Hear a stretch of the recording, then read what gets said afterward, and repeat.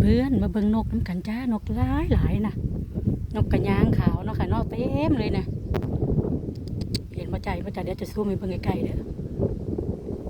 เห็นจ้ามีแต่นกเลยจ้ะนะนกเต็มเลย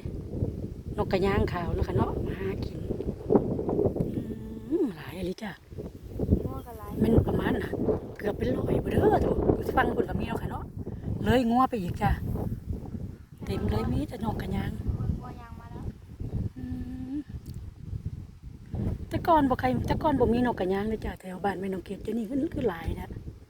จักเพิ่นอพยพมาจากทางใดนะค่ะเนาะเห็นอยู่ปะจ้าเห็นอยู่บ่